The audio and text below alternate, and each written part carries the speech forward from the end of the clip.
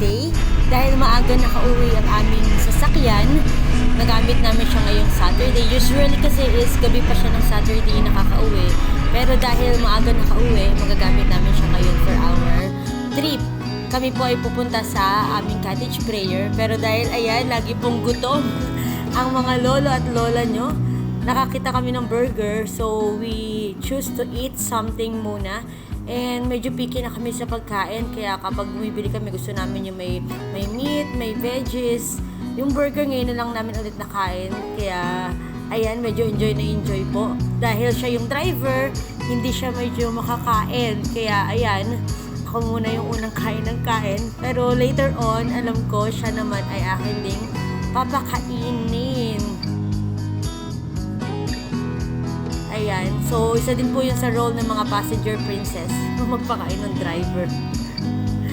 Kaya, ayan po, we enjoy our time together. Dahil kapag Saturday lang kami, medyo nakakapag-bonding na mahaba-haba.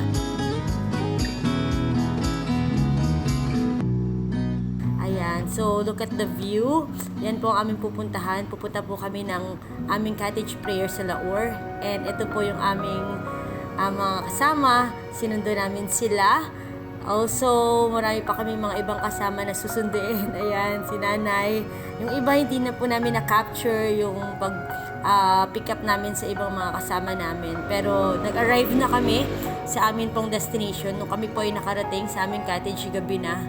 And ayan po yung mga kasama namin. Kami po ay nasa bahay nila Nanay Carol, sa amin pong cottage prayer. So marami kaming medyo kasama ngayon kasi meron kaming ibang mga kasama na bisita ni nanay. And then yan, exhortation ng word.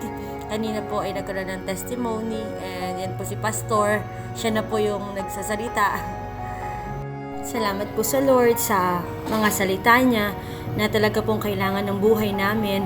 And salamat din sa Panginoon dahil patuloy na sinamahan niya kami. Ayan, sa amin pong gawain na panalanginan. Napakalaga po kasi na tayo po ay merong panalanginan sa bawat bahay ng ating mga kapatid sa pananampalataya para sila ay patuloy na lumakas at ang kanilang pamilya ay makareceive galing sa Panginoon. Kaya samahan niyo po kami lagi sa panalangin. At yun lamang po, salamat po dahil kami po ay umuwi na after that.